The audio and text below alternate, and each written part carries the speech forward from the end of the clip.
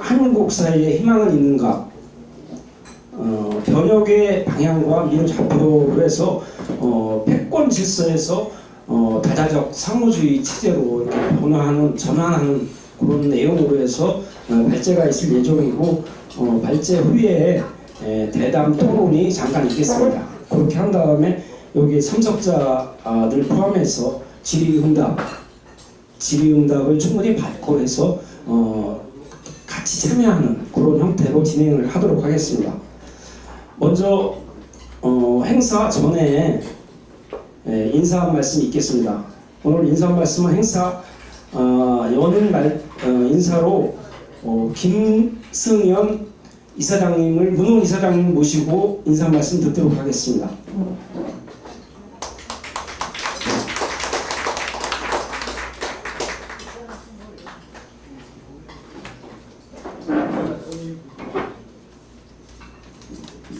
네, 안녕하세요.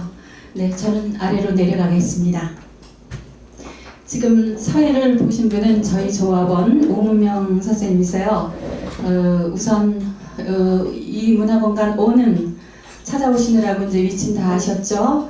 근데 저희들은 조합이에요. 그래서 지금 오늘 좀 식사하시는데 우왕좌왕 하는 거 보셨죠? 저희 조합원들이 전부 총출동해서 아니면 봉사 정신이 좀 높은 분들이 몇 분 나오셔서 봉사하는 거거든요. 그러니까 많이 양해 말씀 부탁드립니다.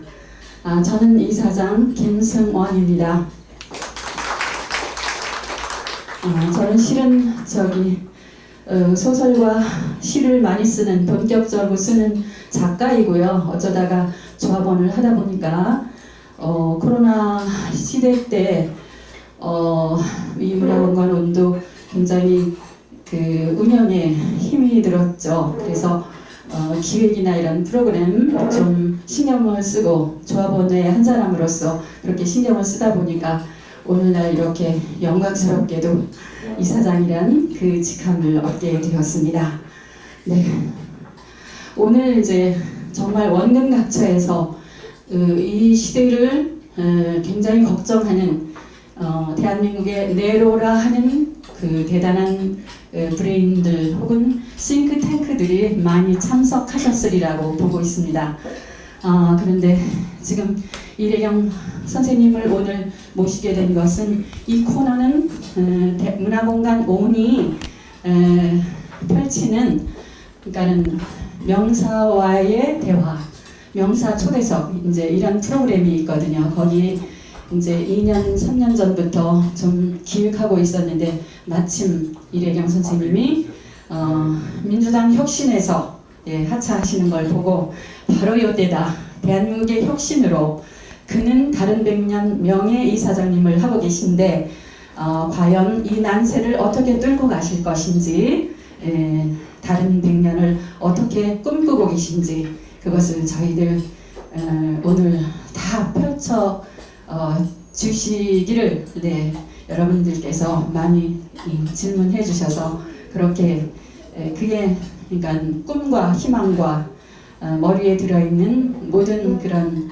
난세를 극복할 수 있는 좋은 훌륭한 선한 그런 생각들이 어떻게 펼쳐질지 다 함께 이 시간을 운영해 보도록 하겠습니다. 하여튼 이렇게 더위에도 불구하고 정말 이 시간을 위해서 이렇게 많이 성원해 주셔서 너무 감사드리고요. 앞으로도 저희 문화공간 온 TV를 오늘 또한 개국했거든요.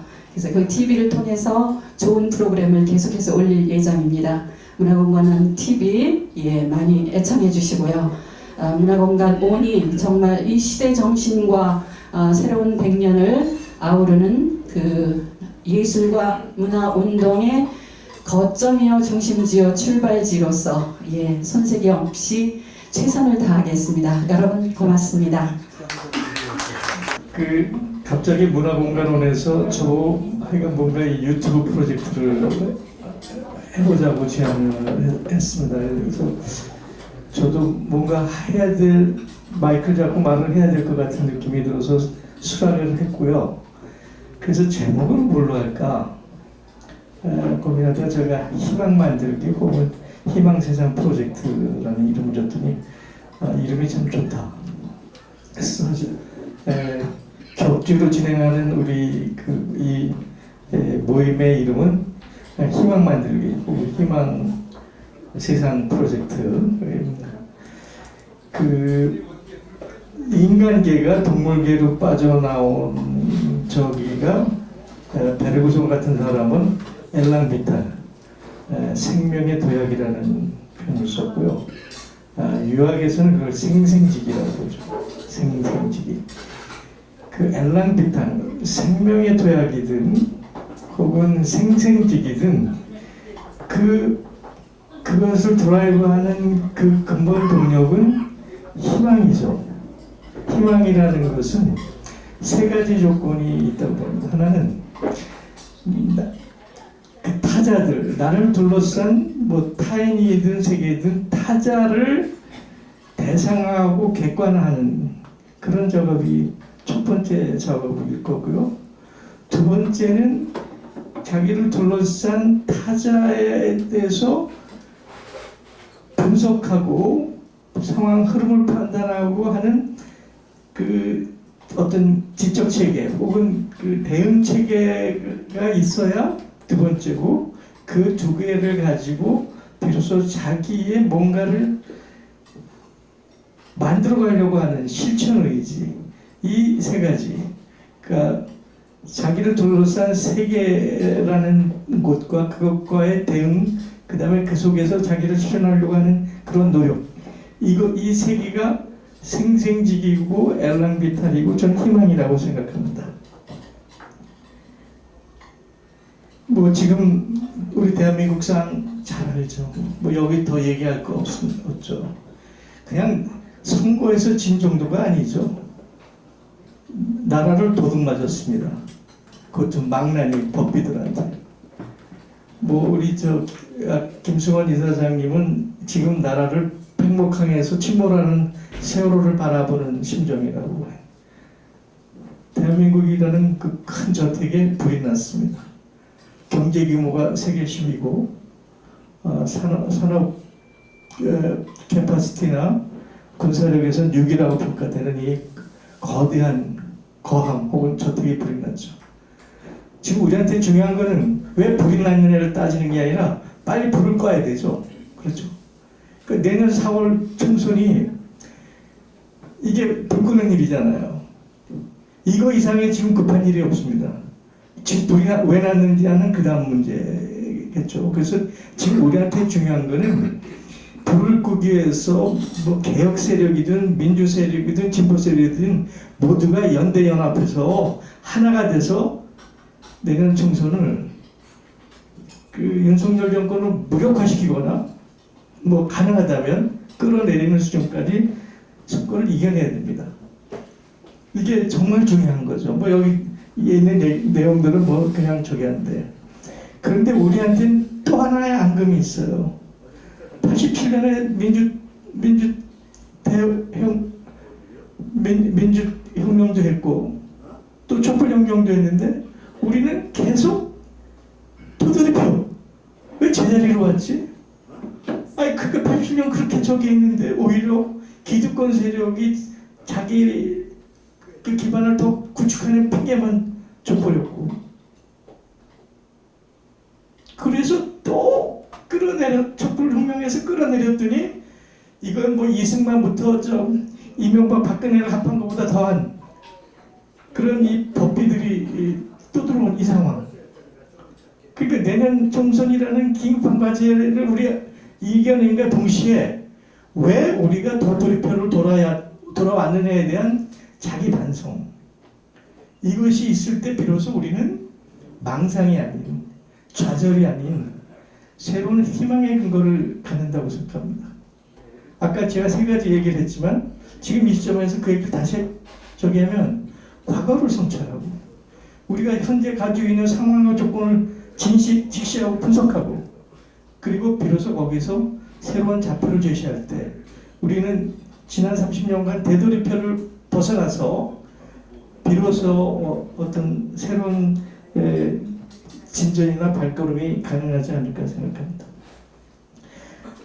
오늘 첫 자리이기 때문에 굉장히 좀 큰 주제의 담론 네 가지를 우선 지적해 보겠습니다. 하나는 뭐 인류적 주제죠. 기후변화, 그다음 지속조건의 위기.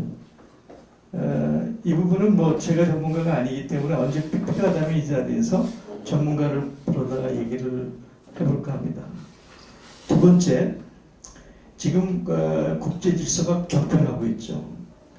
대한민국은 지정학적으로 굉장히 직격탄을 받는 지정학적 주권을 갖고 있기 때문에 국제 질서 격변이 우리한테 대단히 중요한 문제고 이것이 오늘 제가 얘기하려고 하는 주제입니다. 그거 외에 이제 우리가 왜 도돌이표를 돌아냐의 핵심 문제가 이제 정치 개혁과제요. 정치 우선성의 문제에서 뭐 제도가 됐든 내용이 됐든 정치를 어떻게 개혁하느냐는 문제. 그 다음에 그 정치 개혁이라는 그 그릇에 사회 경제적 내용물을 어떻게 담을 거냐. 이러한 크게 네 개의 큰 영역 혹은 담론이 우리한테 일단 주어져 있다고 봅니다. 오늘 주제를 넘어서서 잠깐 소개하면 정치 개혁의 문제의 핵심은 이제 그냥 민주개혁정당이 들어선다, 진보정당이 들어선다, 그걸 넘어서야 돼요. 형식적인 내용을 뛰어넘어서 우리한테 진짜 필요한 정치개혁의 핵심은 시민주권의 시대를 여는 겁니다. 노무현은 사람이 사람답게 사는 세상 얘기를 했고, 우리 추미애 장군이라고 해요.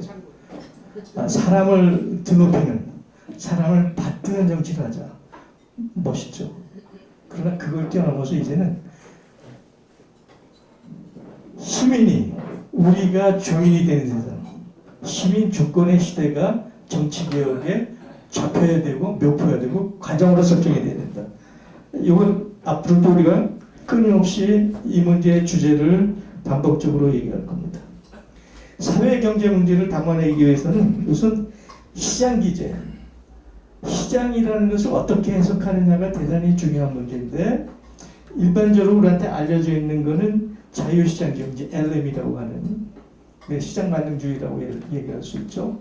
두 번째는 코디네이트 마켓 에코노미, 조정 시장 경제, 케인지안이나 독일이 얘기하는 질서자유주의를 얘기할 수 있는데, 여기에 하나 더 중요한 개념을 제가 소개합니다. 소시에탈 마켓 에코노미, 사회의대적 시장 경제라는 개념을 넣고요. 그 개념의 굉장히 중요한 개념은 피케티가 쓴 캐피탈 앤 이데올로기에서도 언급이 됐습니다. 시장의 기제와 제도는 사실은 그 뒤에 있는 이데올로기와 정치 합의의 반영이다라는 얘기를 하고 있습니다. 현재 자본주의, 특히 시장만 2008년 금융위기를 맞은 서구 경제권을 중심으로 한 자본주의는 길을 잃었습니다. 이분도 앞으로 우리가 반복적으로 얘기를 할 텐데, 제가 길을 잃은 자본주의의 대안이 현재 한 5가지 정도 얘기가 나오고 있어요. 이 부분도 우리가 희망 세상 프로젝트에서 앞으로 지속적으로 구체적으로 여러분들에게 소개하고자 합니다. 오늘의 주제로 들어가겠습니다. 이 그래프는 변화하는 세계 질서, 갑자기 생각이 안 나요. 지금 베스트셀러죠. 갑자기 저자 이름이 갑자기 생각이 안 나네요. 거기에 나온 곡선인데요. 이 양반이 헤드펀즈의 전설적인 인물이었고 이제 은퇴를 했는데, 지난 400년 동안 서구 인류사의 경제 상황을 16가지 항목으로 나뉘고 수백 가지 디테일한 팩터들을 슈퍼컴퓨터에 돌려서 만든 적입니다. 단순히 군사력, 경제력이 아니고 종합적인 그 나라의 국력을 평가한 겁니다. 미국이 최고조로 올라갔을 때를 1위라고 보고 한 거죠.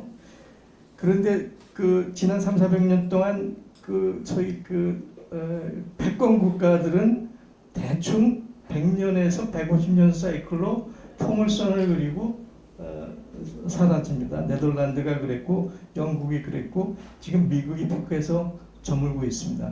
근데 이 그래프가 굉장히 많은 것을 암시하고 있는데 이게 2020년까지 데이터입니다. 여기서 그 중국과 인도를 보십시오. 인도가 저기 좀 옅은 회색같이 나타나 있는데 유럽이 강자로 산업화해서 강자로 들어서기 전에 인류 역사에는 중국과 인도가 전 세계의 비중을 한 50%를 차지하고 있었어요. 중국과 인도를 합한 그 국력이 인류 역사에서 거의 상수적으로 50%를 차지했습니다. 특히 이제 무굴 제국이었을 때는 인도가 굉장히 강력했죠. 그런데 17, 18세기에 들어오면서 이제 약해져가지고 이제 서유럽이 차지했는데 지금 중국이 굉장히 빠른 속도로 올라오는 것을 볼 수 있습니다. 3년이 지난 2023년 현재로서는 요 당시는 미국이 100이라고 했을 때 중국이 89였어요. 근데 3년이 지난 지금은 거의 1대1입니다. 그냥 경제력만 얘기하는 게 아니고 군사력만 얘기해요. 16가지를 종합적으로 분석을 했을 때 미국과 중국의 국력은 현재는 정확히 1대1로 평가가 되죠. 그래서 강대국은 이렇게 포물선을 그리지만 거기 있는 저희 중간국가, 미들파워 국가들의 그래프를 보면 이 중간국가의 그래프는 포물선이 아닙니다. 웨이브입니다. 웨이브. 그렇죠? 독일이 그렇고 프랑스가 웨이브입니다. 이것이 우리한테 주는 의미가 대단히 큰 거예요. 우리가 지금 많은 사람들이 대한민국은 이제 피크 코리아, 정상을 지는 일만 남았다. 이제 뭐 저무는 일만 남았다? 아니죠. 유럽의 많은 중간 국가로 다른 나라도 그랬듯이 우리가 이 위기를 국면하면 다시 웨이빙에서 올라설 수 있다는 것을 암시하는 곡선입니다. 대단히 많은 것을 암시하고 있는 곡선. 레이 달리오입니다. 그 저자가 레이 달리오.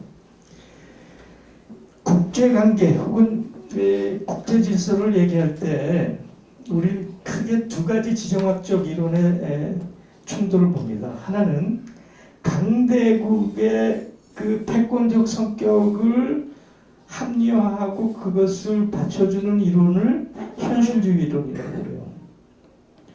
그 현실주의 이론은 한마디로 말하면 개인이든 국가든 그 양육강식의 세계입니다. 정글의 세계입니다. 강자는 약자를 잡아먹거나 굴복시키거나 자기가 만든 프레임 안에 가둬넣어야만 된다.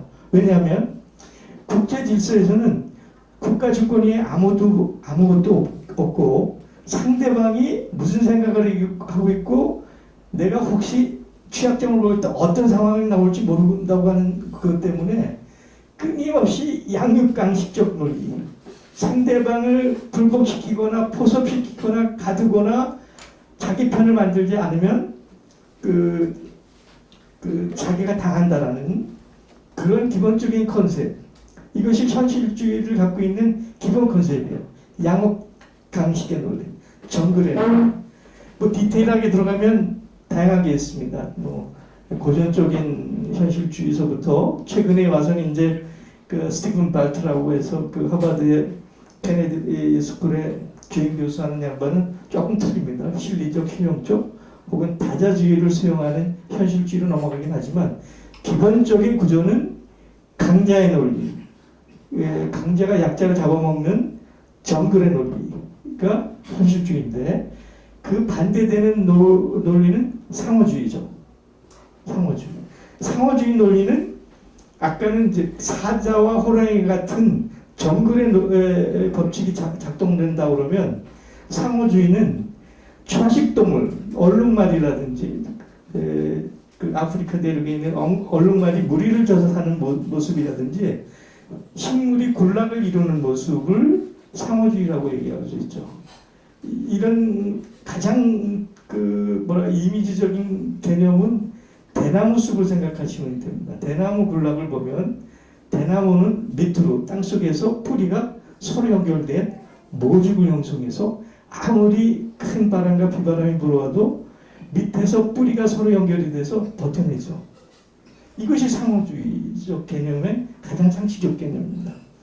그러니까 이 상호주의의 대표적인 게 이제 북유럽에서의 갈등의 평화 같은 것이 이제 상호주의를 전략으로 만든 건데, 그 갈등의 평화학은 갈등 분쟁의 원인을 분석해서 그것을 조정하고 해결하는 해결서부터 그 평화를 안착시키고 평화를 어떻게 더 강화시키느냐.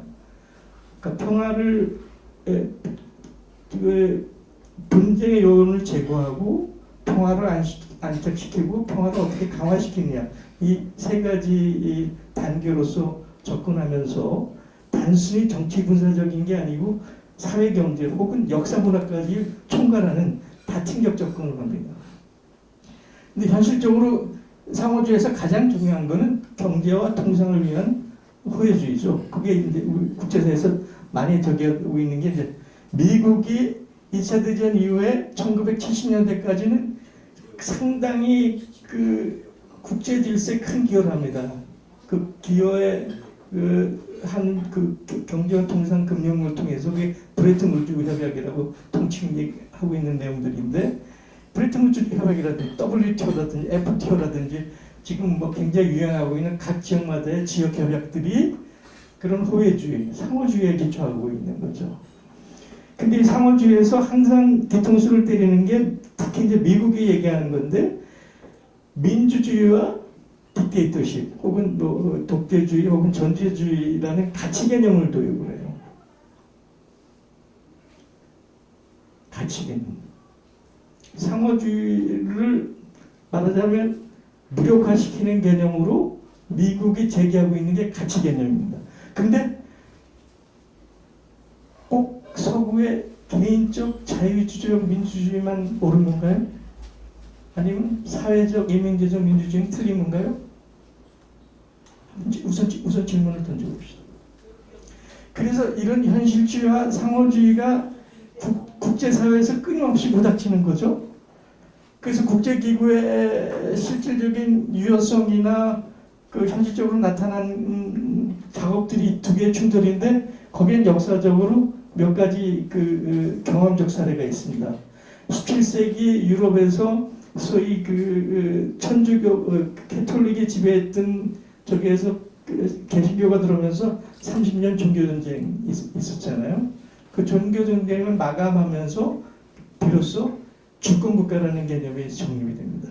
그 웨스트팔렌에서 각 국가의 주권을 서로 상호 존중한다라는 웨스트팔렌 원칙이 생기고, 그 웨스트팔렌 원칙을 칸트가 철학적으로 만든 게 영국평화론인데, 영국평화론은 하나의 정부가 세계를 지배한다는 얘기가 아니에요. 그 많은 주권 국가들이 서로 균형적 밸런스를 유지하면서 상호주의가 균형적으로 작동할 때 그것이 균형적 평화. 영국 평화는 균형적 평화라는 게 칸트 이론이고, 그 두 개의 이론이 중심이 돼서 유엔 연합이 만들어지죠. 유엔 연합의 그 핵심적 바탕이 웨스트팔렌과 칸트의 철학입니다. 그런데 그게 이제 50년대 들어와서는 비동맹 원칙이 생기죠. 5가지. 뭐 시간이 없어서 요 정도만 얘기를 할 텐데, 그런데 2차 대전 이후 미국이 이런 상호주의와 국제기구를 항상 밑에 깔고 하는 얘기가, 미국은 수프라마시아. 나는 그 위에 있어. 나는 신이 선택한 나라야. 시티 언 더 힐. 나는 신의 명령을 받아서 세계 질서를 유지하는, 신의 명령을 실행하는 신의 국가야. 수프라마시아. 말하자면 초법적 존재. 그래서 자기가 국제 질서의 룰을 세팅하는 거예요. 그 룰을 세팅하고 또 최근 지나오면 이센셜 스테이트 필수 국가라는 얘기를 해요. 미국이 빠진 거기에는 반드시 분쟁이 일어나고 전쟁이 일어나고 불행에 닥치고 그런다. 도미노 이론 같은 게 그런 거죠. 그래서 미국이 반드시 있어야만 된다고 하는 이센셜 스테이트. 그래서 미국은 이런 자기 도치, 자기 미신, 자기 자기 확신적 개념을 갖고 있습니다. 신의 국가, 예외 국가, 필수 국가라는 이것이 지난 7, 80년간 인류를 지배한 미국의 기본적 이념이죠. 그런데 그 70, 80년 미국이 지배했던 미패권, 소위 당극 체제가 현재 해체 위기에 처해져 있는 거죠. 그거는 크게 한 4가지 정도로 볼 수 있습니다. 아까도 얘기했지만 그 룰세터로서 미국이 세계 질서의 기본 원칙과 룰을 국제기구를 통하고 한다고 그러지만 거의 미국의 입장을 일방적으로 적용해 온 거죠. 근데 그 룰세팅이 강제력을 갖고 실적인 저기를 하려면 그걸 강제할 수 있는 힘이 있어야 되잖아요. 그 군사력이에요. 정치 군사력. 그리고 전 세계 80개국에 지금 한 30만 명이 주둔하고 있나요? 우리나라에 한 3만 명이 주둔하고 있고, 그래 룰 세팅을 하고 세계 경찰 국가고 그 세계 경찰 국가로서 자기 역할을 하기 위해서 전 세계 주요 지역에 군대를 배치하는 거죠. 그래서 이번에도 이제 연방에서 8,860억 불인가요? 내년도 예산을 정했는데 미국의 반전평화 운동을 얘기하는 사람들 저기하면 8,860억 불이 아니에요. 1조 3천억 불 정도 됩니다. 대충 미국 GDP 5% 정도를 직접 군사비나 준하는 군사비로 쓰고 있어요. 예를 들어서 미국이 쓰고 있는 정보비, 공개적인 정보비가 약 400억 불. 우리나라 국방 예산에 육박하고 있죠. 그거 외에 미국이 핵무기를 현대화한다고 1년에 쓰는 돈이요 600억 불에서 1000억 불 정도 됩니다. 이건 국방 예산에 다 빠져 있어요. 그건 과학기술 개발비로 되어 있습니다. 그걸 다 합하면 1조 한 3천억 불 정도를 미국이 세계 질서를 유지하는데 투입하고 있는 거죠. 그런데 월남전도 그랬지만 지난 20, 30년 동안 미국이 전쟁을 해서 한 번도 이긴 적이 있나요? 그렇죠? 특히 중동 전쟁에 들어가면서부터 미국의 군사력은 무력화되기 시작해요. 이라크도 그랬고 아프가니스탄도 그랬고, 그러니까 미국이 개입해서 전쟁에서 이겨본 적이 없어요. 그러면서 미국의 군사력에 대해서 이제 대부분의 세계 나라들이 퀘스천을 붙이고 있죠. 우크라이나, 우리나라 신문 보도는 다 거짓말입니다. 미국이 무서워서 자기 군대를 파견 못하는 거예요.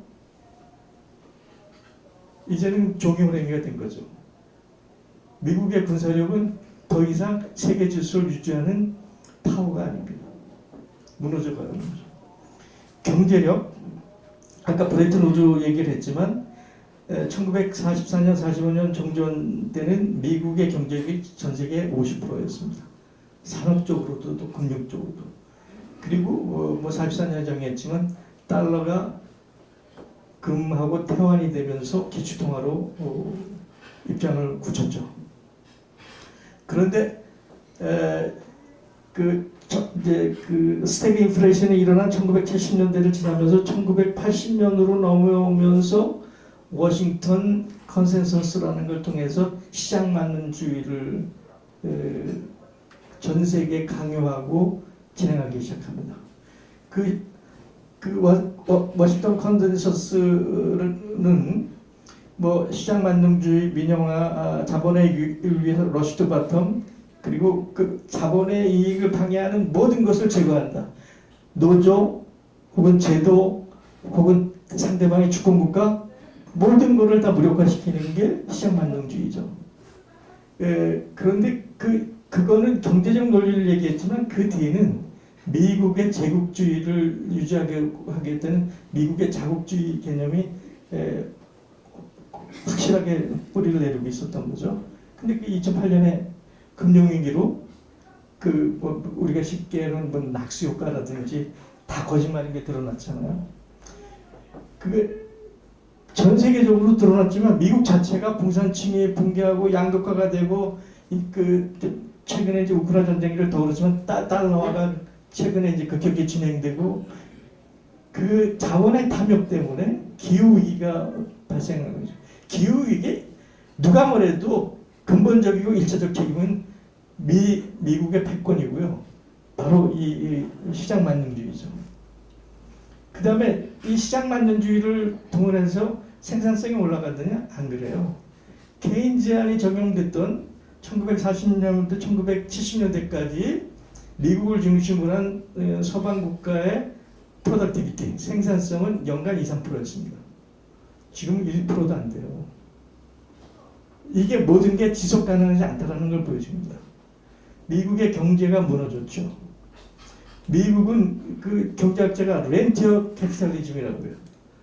집대 추구, 그러니까 이 상대방의 골을 빼먹는 저기다. 그 골을 빼먹는 영역을 금융을 중심으로 한 파이어 영역이라고 하는데 미국 경제의 30% 거품이 이 금융에 의해서 형성되어 있습니다. 경제가 무너지고 있죠.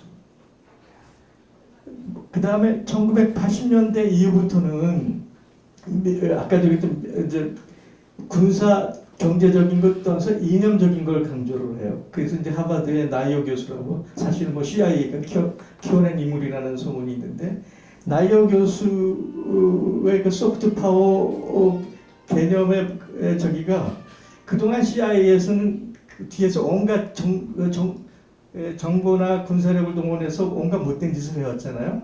이게 한계가 분명해진 거죠. 미국 입장에서. 그래서 그런 군사적인 공작적인 걸 넘어서서 문화적인 공작이 들어갑니다.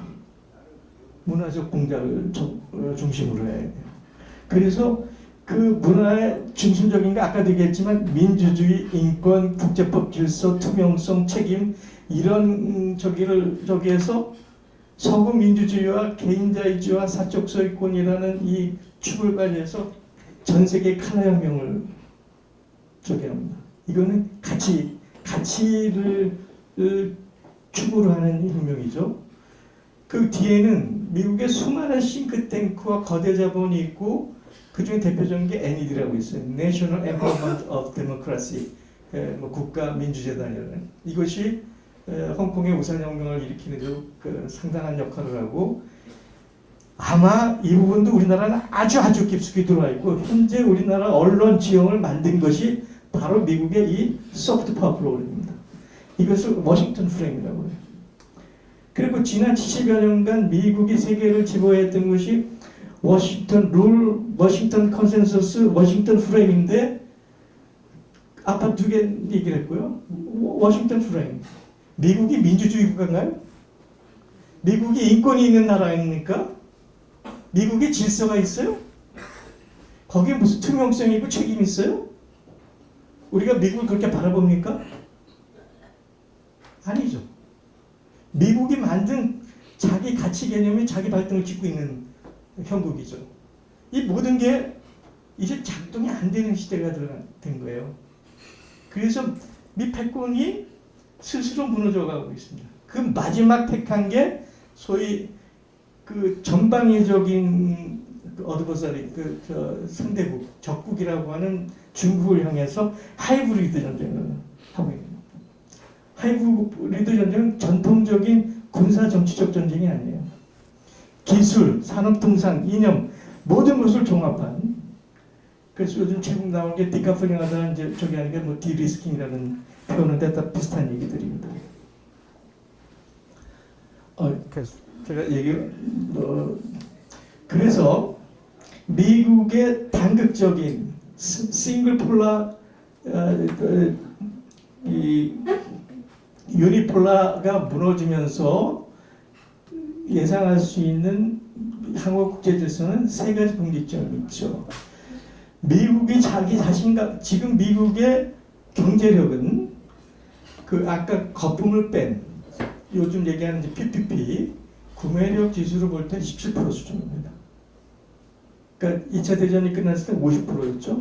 지금 17% 수준이에요. 그러니까 미국 혼자 군사력이든 경제력이든 가치 개념이든 혼자 안 되니까 미국이 생각한 것이 mind likely 나하고 같은 부류를 묶어서 동맹 개념으로 가져가는 거죠. 그래서 미국이 단극 체제에서 다자주의를 얘기를 해요. 근데 미국이 얘기한 다자주의는 동맹 개념이에요. 같은 부류를 묶은 동맹 개념. 그래서 G7을 만드는 거고, 그렇죠. G7이 노미널 밸류에서 현재 30%, 40% 정도를 유지하는데 경제력이 PPP 수준으로는 31% 수준입니다. 그런데 이 G7이라는 걸 보세요. G7이 어떤 나라들이죠? 구식민 제국들이에요. 서방을 포함해서 구식민 제국의 예외가 일본이죠. 일본은 백인 국가가 아니니까. 그런데 첨숙기 양반이 재밌게 얘기해요. 일본은 honorable white country다. 야지죠. 존경스러운 백인 국가. 그러니까 탈색한 위장 탈색한 백인 국가라는 거예요. 일본을 포함해서 G7은 구식민 식민 제국들이에요. 다. 그러니까 결국 이 G7이라는 건 뭐냐? 지난 300년간 세계 질서를 지배해왔던 걸 유지하겠다는 거예요. 그런데 왜 거기 한국이 얼쩡거려야 되죠? 우리가 식민 지배 국가였습니까? 피지배 국가였죠. 50년간 일본의 지배를 받았던 나라 아닙니까? 그런 한국이 왜 G7에 가서 얼쩡거리느냐고요. 그거 갖고 안 되니까 저희 민주주의 정상회의 D10이라고 작년에 했죠. 한국의 윤석열이도 가서 연설했습니다. 내년에 민주주의 정상회의 주도국가 중에 하나가 한국이에요. 전 세계 세 나라를 골랐는데 아프리카 하나, 남미 하나, 그 다음에 아시아에서 한국. 윤석열이 전 세계를 향해서 민주주의 잘한다라는 정상회의를 주도하는 인물이 됐어요. 이게 얼마나 무슨 코미디입니까? 이 지금 상황이 그렇게 가요. 그러니까 패권 후 미동맹이 무너지면서 현재 대응되고 있는 게 중러를 결합한 소위 유라시아 파워죠. 그것이 나타나는 게 브릭스와 상해협력기구입니다. 상해협력기구는 정확히 나토에 대응된 조직이죠. 이게 이제 소위 바이폴 양극 체제라고 그러는데 중국도 러시아도 명확해. 우리는 패권을 추구하지 않는다. 우리는 다자주의를 추구한다. 그래서 바이폴은 사실은 없습니다. 그러면 거기 뭐냐? 양강구도의 중간국가 미드파워하고 국제 다자적 기구들이 작동을 하죠. 그래서 이제 중간국가에서 굉장히 중요한 부분이 EU인데 EU가 우크라이나 때문에 지금 미국에 인질이 되어 있는 상태죠. 당분간은 그럴 겁니다. 그런데 우크라이나가 안정이 되고 어느 정도 질서를 유지했을 때 EU가 과연 미국의 인질로 남아 있을 거냐? 퀘스천이죠. 인도, 이란, 투르키, 인도네시아, 브라질, 남아공들이 굉장히 중요한 플레이를 하는 중견 국가입니다. 그 다음에 개발도상체 17개국, 남미 자파 물결 이런 것들이 중요한 역할을 하게 될 거고요. 현대까지 큰 역할을 못했다고 하지만 유일한 국제 기구가 유엔이잖아요. 유엔은 어떻게 개혁하느냐가 문제고요. 유네스코는 조금 나중에 다시 얘기하겠습니다. 유네스코는 중국이 글로벌 이니셔티브, 글로벌 구상의 세 가지 영역이 있습니다. 디벨롭먼트, 그 다음에 시큐리티, 평화, 마지막엔 시빌라이제이션이에요. 시빌라이제이션은 뭐죠? 문명. 문명은 뭐가 있겠어요? 역사와 문화죠. 역사와 문화를 조직하는 국제기구가 유네스코입니다. 그죠? 유네스코가 각국의 다양성을 소위 조화롭게 융합한다. 이게 유네스코의 목적 아니에요. 중국이 글로벌 이니셔티브에 문명론을 제기하고 있으니까 미국이 얼마 뜨거워해가지고 탈퇴한 유네스코를 긴급하게 다시 재가입했어요. 그 배경이 그겁니다. 일본과 한국은 딸랑이 국가. 중간 국가임에도 중간 국가의 역할을 전혀 못하는 나라가 일본과 한국이죠.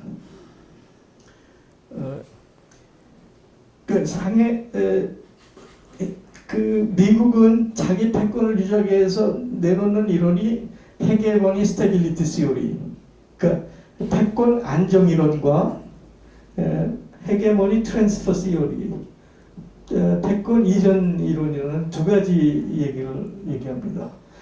그 현실주의 이론에서 보면 항상 그래요. 패권이 설령 만족스럽지 않고 불만이 있고 진짜 뒤에서 욕하고 싶지만 패권이 없으면 세계 질서는 없어.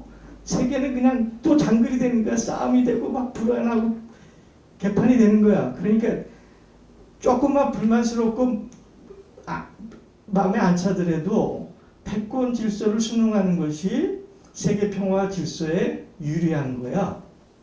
라고 하는 게 소위 헤게몬 스테빌리티 수요입니다.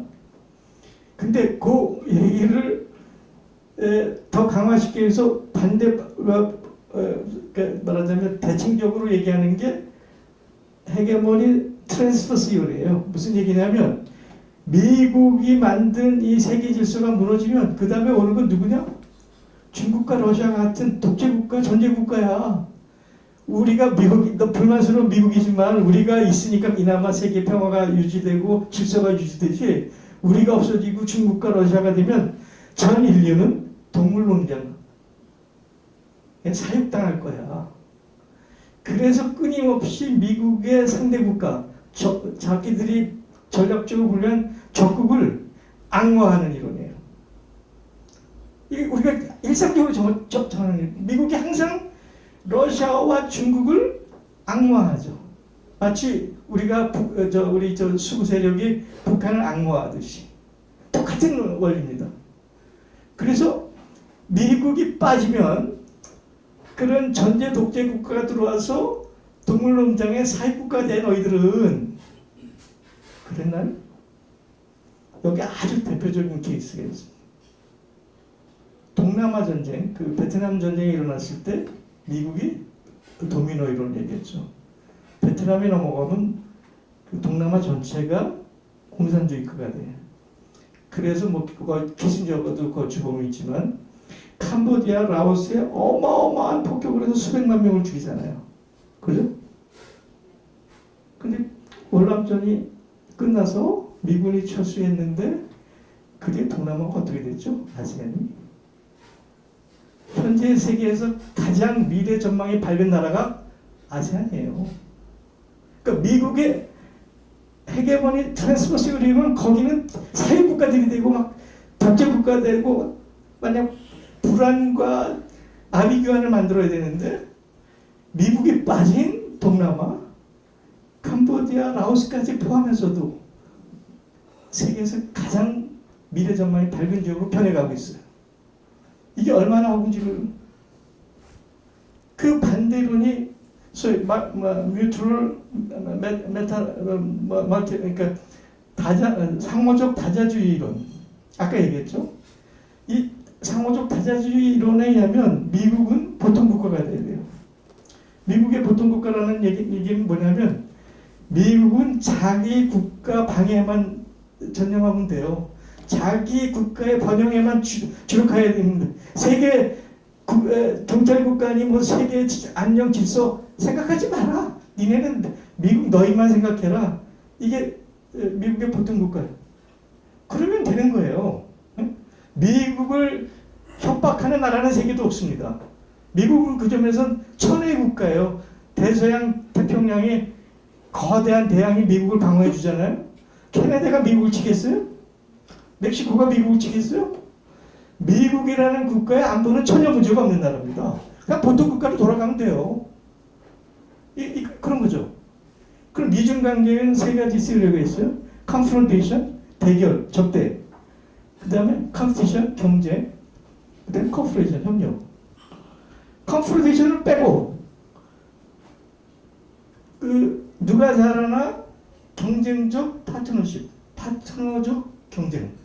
그걸 새로운 합성어로 competition이라고 그래요. 경쟁 파트너로 가라. 미중 관계가 누가 더 잘하나를 저기에 상대방을 끌어안치고 상대방을 망하게 하는 그 패권 이론을 하지 마라. 그런 얘기들이에요. 뭐 나머지 얘기들은 계속했으니까 그런 겁니다. 미국이 망해가는 얘기 반대편에 이제 전 세계에선 거대한 다자적 질서들이 서서히 혹은 급하게 이루어지고 있죠. 가장 급하게 이루어지는 게 브릭스입니다. 브릭스는 현재 5개 국가, 브라질, 러시아, 인도, 중국, 남아공인데 이것만으로도 세계 인구의 43%를 차지하고 있고 GDP로는 25%, 더 놀라운 건 세계 경제공헌도에서는 G7을 앞다르고 있어요. 그래서 반패권 다자주의 운동의 핵심을 형성하고 있는데 이제 2020년에 중국이 중심이 돼서 신개발은행이라는 걸 상해에 만들었고 그 상해 MDB의 총재가 브라질의 여성 대통령이던 호세프가 지금 저기 하고 있는데 소위 미국 패권이 지배하는 그 금융 질서라는 게 IBRD, IMF 아닙니까? 이 NDB의 그 캐파시티가 IMF에 맞설 정도로 규모가 커요. 그리고 굉장히 지금 전 세계에 서로 저해주하고 지원을 요청하고 있는 상황입니다. 그런데 이제 브릭스가 8월 말에 남아공에서 정상회의를 하는데 나도 브릭스에 들어가겠다고 손을 들은 나라가 지난달에 30개국이었는데 지금 40개국이라고. 그러니까 이미 세계 흐름이 G7에서 브릭스로 넘어가고 있는 거예요. 브릭스로 넘어가고 있는 겁니다. SCO는 상해협력기구라 그래서 중국, 러시아하고 중앙아시아 국가들을 중심으로 했는데 이건 정확히 나토에 대응하기 위해서 만든 정치 군사적 조직인데 정치 군사적을 넘어서 전략적 전방위적 협력적 성격을 갖고 있습니다. 근데 여기 최근에 이란이 다시 정식 가입을 하죠. 그러면서 상해협력기구도 서서히 커져나가기 시작하고 강화되기 시작합니다. 이것이 세계 평화의 또 하나의 지렛대가 되고 이것이 우크라이나 전쟁하고 관련해서도 상당히 중요한 의미를 갖게 되죠. 아세안, 아까도 얘기했죠. 지금 10개 국가인데 현재 21세기 국제적에서 가장 전망이 밝은 나라입니다. 인구가 6억 7천이고 GDP는 4조 달러 정도밖에 안 되지만 PPP로는 10조예요. 그 격차가 크다는 건 엄청난 포텐셜을 갖고 있다는 거죠. 아세안 국가들이 약간의 편차는 있지만 대충 연성장률이 5%에서 7% 정도가 됩니다. 이 성장세를 유지한다면 2050년에는 EU를 능가하는 지역연합이 돼요. 그래서 골드만삭스도 그렇고 맥킨지도 그렇고 21세기 앞으로 30년 동안 세계 경제의 기여도는 아세안을 중심으로 해서 인도, 차이나가 60~70% 차지한다. 그러니까 세계 경제 동력은 여기서 나오는 거예요. 그래갖고 그 아세안을 대표하는 전략가 중에 마부반이라는 사람이 있는데 최근에 아세안 회의 가서 연설을 하면서 재밌는 얘기를 해요. 여러분 뉴 CIA가 뭔지 아십니까? 뉴 CIA라는 말 들어봤어요? 과거의 CIA는 미 패권을 유지하기 위해서 군사적, 정치적, 온갖 정보적으로 그 상대국가를 뒤집어 엎는 거잖아요. 그 자기가 원하는 정권을 들이쓰게 하는 게 CIA잖아요. New CIA는 C, China, I, 인도 and Asia. New CIA는 China, 인도, Asia. 이거는 인류의 미래 성장과 번영과 평화를 보장하는 New CIA이다. 아까 얘기한 거예요. 21세기의 미래, 특히 경제에 있어서는 70%를 New CIA가 만든다. 그 아세안이에요. 그런데 우리가 신남방 정치를 했잖아요. 이걸 지금 윤석열이가 들어와서 완전히 포기하고 있는 거죠. 요즘 아세안 국가들이 대한민국을 나라로 생각지도 않아요. 지금 그런 상황이 있죠. 그 다음에 메르코스루, 남미 연합경제, 뭐 남미 국가니까 다 알겠죠. 근데 여기서 중요한 거가 남미 경제연합이 스스로 탈달러화를 선언해요. 우리 지난 수십 년 동안 미 달러한테 당할 만큼 당했다. 그 대표적인 아르헨티나라는 나라죠. 그래서 우리는 이제 달러에서 해방되자. 달러 해방 선언을 해요. 이 나라들이. 그다음에 뭐 그런 것도 배경이지만 사회주의 운동이 엄청납니다. 그 핑크타이드 운동이라고 그러는데 물론 각자 성격이 틀려서 바라보는 데가 틀려서 얼마만큼 강고한 연대를 만들지 모르지만 새로운 사회주의 운동의 거점을 형성하고 달러로부터 해방되는 해방 운동의 거점이 되기 시작합니다. 더욱 놀라운 거는 지난 몇 년 사이에 제일 무역 파트너가 미국이 아니고 중국이 됐죠. 그 남미라는 게 뭡니다. 미국이 항상 우리 뒷마당이야. 저기 뭡니까 미국의 고립 정책 몰로가 고립 정책을 할 때 남미는 우리 땅이니까 쳐다보지도 마 그거잖아요. 그 남미가 저렇게 변했습니다. 이것이 패권 질서에서 다자질서로가는 여러 가지 상황이죠. 아까 얘기했습니다. 세계 경제 기여도의 브릭스와 G7에 역전되는 상황. 여기에 예를 들어서 30개국이 보태면 어떻게 될까요? 이건 30%가 아니고 50%쯤 되겠죠. 그죠?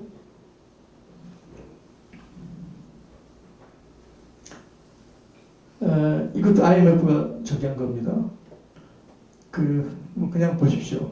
대한민국은 없습니다. 유럽이 퇴조하고 있다는 걸 분명히 보여주죠. 우리가 독일이 엄청난 나라라고 생각했는데 세계 경제 기여도가 터키나 인도네시아만도 못해요. 프랑스? 맨 밑에 베트남 밑에 깔려 있어요. 이게 현재 유럽의 시장이에요.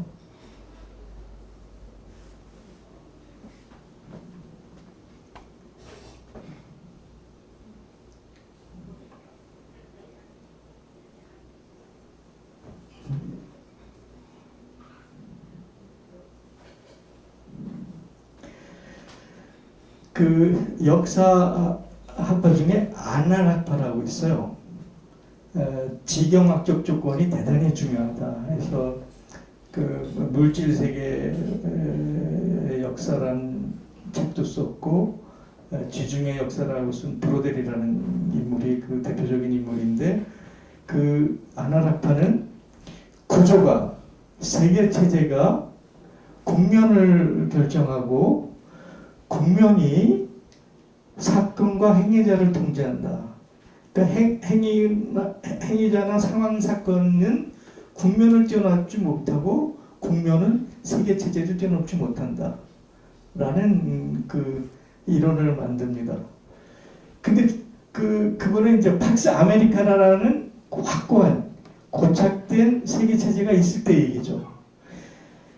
해방 이후에 팍스 아메리카나라는 구조가 결정했을 때 미소 냉전 체제에서 미국 당국 체제에서 이제 아까 얘기했는데 그 팍스 아메리카나 체제에서 한반도에서 일어난 일을 생각하면 미중이 외교 수립하니까 우리가 7.4 공동정면 남대우가 이루어졌고요. 그죠? 소비에트가 무너지니까 남북에 유엔 가입하면서 우리가 남북기본합의서도 만들고 했죠. 그런데 그때 미국은 북한은 스스로 붕괴될 거야. 독립을 붕괴됐지. 그래갖고 온갖 시간 끌기. 그래서 북한이 스스로 붕괴되기만을 기다렸죠. 온갖 감언이설로 무슨 뭐 경수로를 대주니 중요를 대주니. 그런데 미국 연방에서 또 그거 비춰놓으니까 안 하고 약속이에요. 푸틴이 하는 얘기가 있어요. 미국은 단 한 번도 약속을 지킨 적이 없는 나라다. 북한에 대해서 그렇죠. 그 북한이 고난의 행군을 극복하고 나서 우리가 DJ 정부가 들어서면서 6.15가 있었고 14 공동성명이 있었고 금강산이 열렸고 개성공단이 열렸던 겁니다. 그러니까 이 박스 아메리카나하고 이 세계 질서 상황에서 그 변화가 있을 때마다 남북 한반도에서도 그 변화가 있어 왔죠. 자잘하게. 그 국면 상황, 국면이 그렇습니다. 그 상황을 좋게 행위자들은 이렇죠. 이건 뭐 제가 길게 얘기 안 하겠습니다. 이걸 요약해 보면 이런 겁니다. 박스 아메리카라는 국제적 체제 구도가 한반도 국면을 제약하고 있고 한반도 국면이 정치적 행위와 상황, 사건들을 제약하는 거죠. 그렇게 왔습니다. 70몇 년 동안. 그러나 미 패권이 무너져서 타짜짓으로 가면 어떤 상황이 벌어지느냐. 서로 맞물리는 상황이 되는 거죠. 체제와 국면과 사건과 행위자들이 서로 맞물려서 서로에게 영향을 주는 상황이에요. 제약하는 게 아니고 압박하는 게 아니고 서로가 서로한테 영향을 주는 상황이죠. 요거를 뭐라 그래요? 복잡계 국면, 시스템 다이나믹스 국면이라고 해요. 이 복잡계 국면에서 누가 중요하냐? 구도가 중요한 게 아닙니다. 국면이 중요한 게 아닙니다. 에이전시 theory, 행위자 중심 이론이라고 해요. 주체자, 행위자가 가장 중요한 상황이에요. 지금 우리가 그런 국면에 들어가 있는 거죠. 세계 질서가 패권 질서에서 다자질서로 갈 때는 한반도 프로세스는 그 행위자, 상황과 사건과 행위자가 가장 중요한 팩터라는 거예요. 70년 그 예속의 상황에서 벗어날 수 있는 절대적 상황이 정리되고 있는데, 아니 지금 대한민국 정치가 어디로 가고 있는 거죠? 이게 끔찍한 거예요. 이게 윤석열을 쫓아내야 되는 가장 근본적인 이유입니다.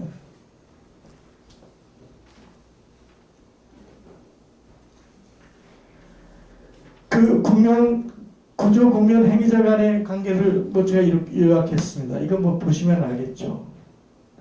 사실은 촛불혁명으로서 등장한 문재인은 당당하게 운전자론을 넘어서 프랑스 마크론 얘기하듯이 전략적 주도를 할 수 있는 정치적 배경을 갖고 있었어요. 무책임하고 무능한 정권이었죠.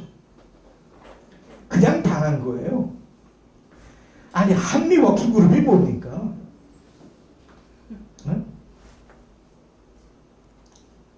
아이 사드 빼! 왜 얘기 못하는 거죠? 유엔사가 뭡니까? 현대판 조선총독부잖아요. 네? 아니 DMZ세? 남북의 주권적 행위를 하는 걸 유엔사 때문에 못해? 북쪽이 어려워서 뭐 의약품이나 뭐 식량을 대려고 하는데 유엔사가 방해해서 못해? 이게 나랍니까? 아니 촛불혁명에서 만들어진 정권이 그 안에서 이런 일이 이루어질 수 있는 건가요? 아미티지 한미일 군사동맹론은요 샌프란시스코 투보전이에요. 한국은 그냥 미일 특히 일본에 그냥 뭐 방어기지 수준이라는 거죠. 자, 제가 올 3.1절 날 뭐 제가 주도해서 만드는 건데 국민 주권 선언을 했습니다.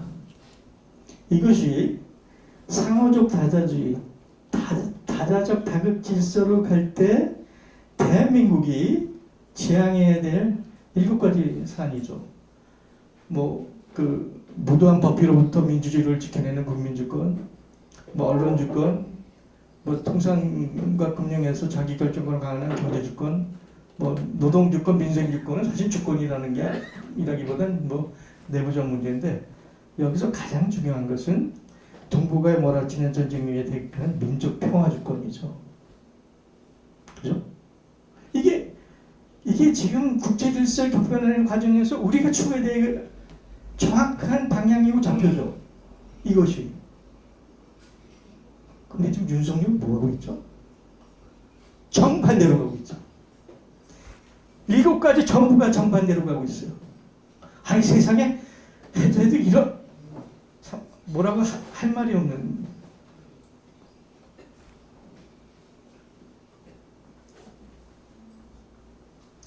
이거는 그냥 제 아닙니다. 단극 체제에서 다자질서로 갈 때, 이 얘기로 제 오늘 얘기를 끝내야 될 것 같은데, 한반도 프로세스에 대해서는 대충 이렇게 한 7가지를 한번 짚어보자. 아까도 얘기했지만 한반도 프로세스에서 가장 큰 장애는 전시자국 정권보다 유엔사입니다. 유엔사는 전혀 근거가 없는 임의적 조직이에요. 근거가 없는 조직입니다. 그리고 70년대에 74년인가 유엔 총회에서 해차기로 한국안이 있었고 소련안이 있었죠. 해차기를 했어. 해차기로 했고 미국 대통령이 사무총장한테 해차하겠다고 약속까지 하는 상까지 보냈어요. 그 내부에서 논쟁이 일어나가지고 편법을 써요. 78년에 유엔사로 해체하는 도중에 한미연합사를 만들고 유엔사가 갖고 있는 작전권, 인사권 전부를 이양을 하고 자기는 DMZ만 관리하겠다. 지가 스스로 결정해버린 거예요. 그래서 DMZ에서 이루어지는 남북 간의 주권적 모든 행위를 차단하고 있는 현대판 조선족도부죠. 나는 문재인 대통령 이해가 안 가요.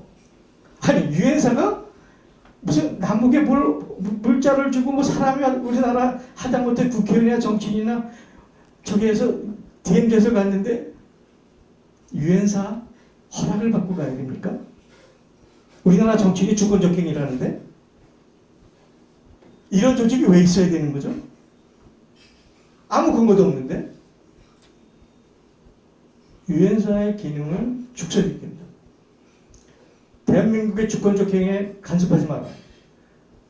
유엔사 행위는 유일하게 전쟁이 일어날 위험성에 대한 사항에만 국한해라. 그리고 언젠가는 해체돼야 되겠죠. 난 이게 제일 큰 문제라고 봅니다. 두 번째는 전자권이죠. 전자권 넘겨주기로 했는데 박근혜부터 틀어지기 시작했고 지금 미국이 전자권을 준다. 그리고 내세운 수많은 조건은 사실 속내는 안 넘겨주겠다. 지금 남한이 미국 동아시아 전략에 워낙 중요하니까 작전권은 못 넘겨주겠다. 뭐 대충 이런 건데 주한미군과 유엔사는 같이 연동돼 있어요. 유엔사가 상위적이잖아요.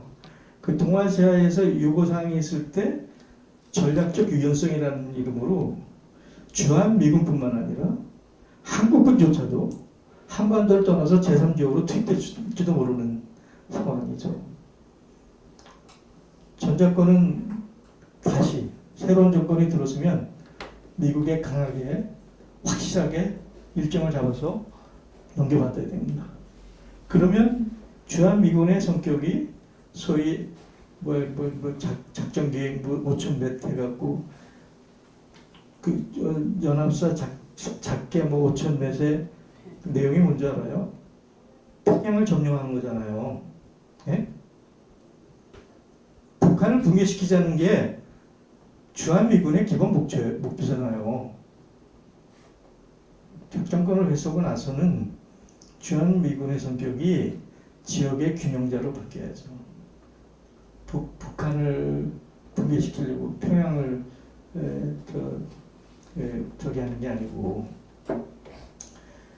그러면 현재 한미일 유사 안보 동맹, 이거는 미국에 의해서 일방적으로 작성되고 우리가 편입되고 종속되어 있는 거잖아요.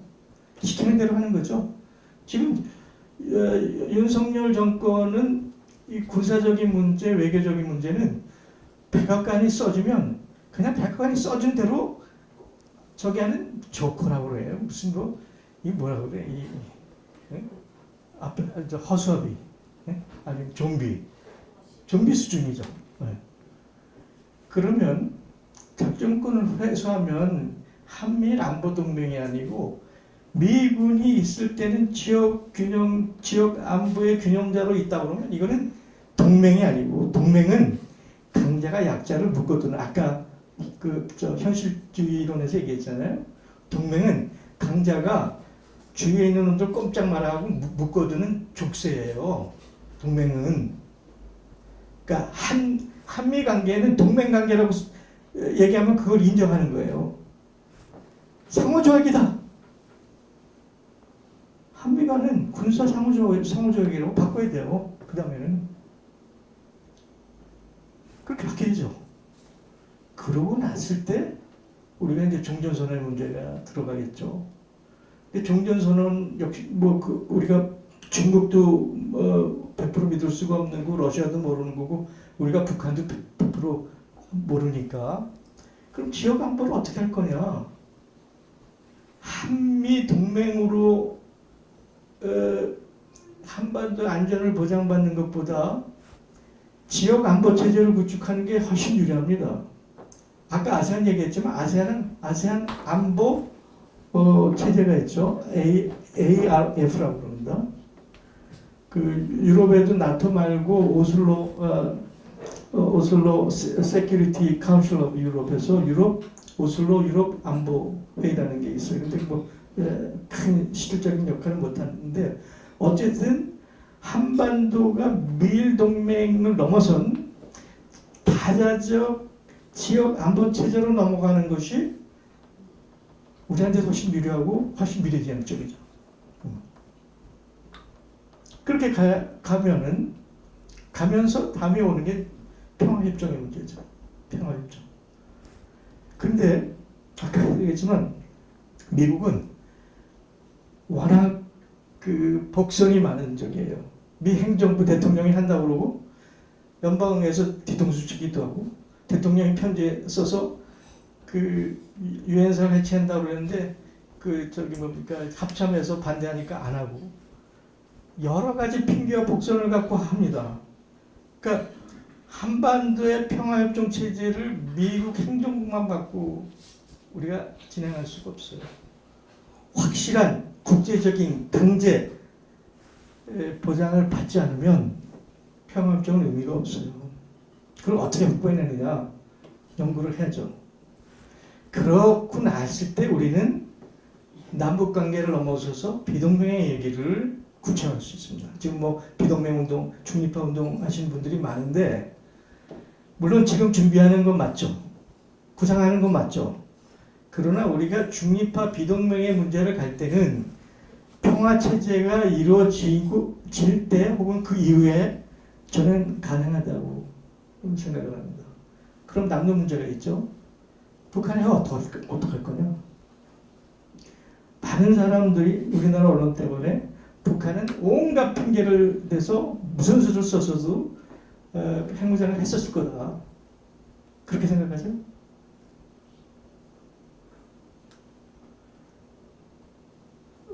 는 아니더라도 북한이 핵무장한 책임의 80~90%는 미국이죠.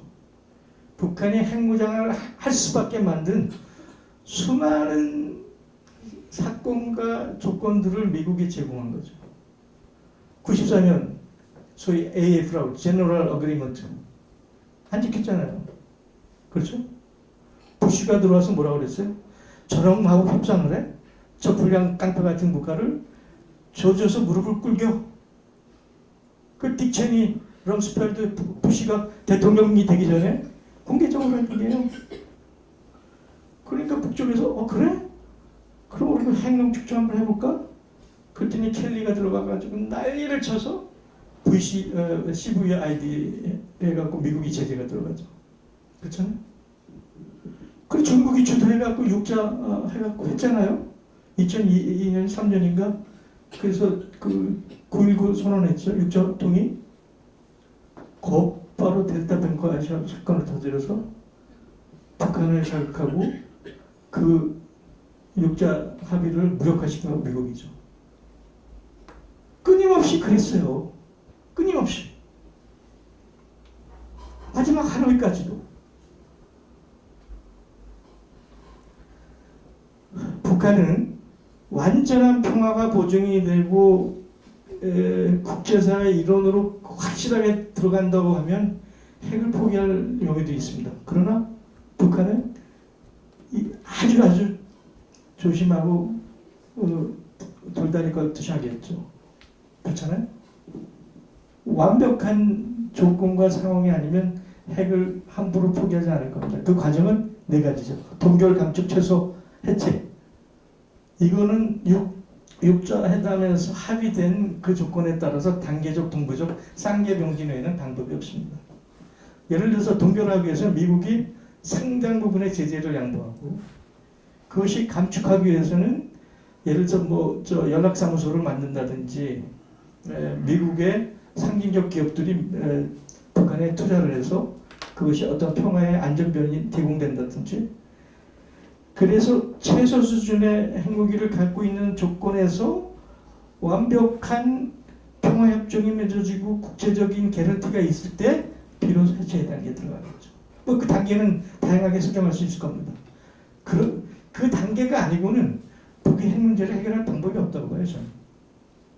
이 단계가 되면 비로소 우리는 지금까지 저기는 남북한이 양국체제적 정치, 군사, 사회적 양국체제 입장에서 얘기를 합니다.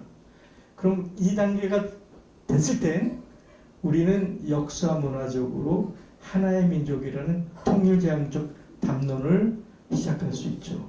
그것이 연합이든 연맹이든 연합이든 연방이든 등등. 그러나 한반도 프로세스의 가장 큰 문제는 남북 문제가 아니죠. 남남의 문제죠. 그것의 전제는 우리나라의 남쪽에 시민이 주인이 된 시민 주권이 그런 정권이 들었을 때 비로소 가능하다고 생각합니다. 오늘 제 여기까지 마치겠습니다.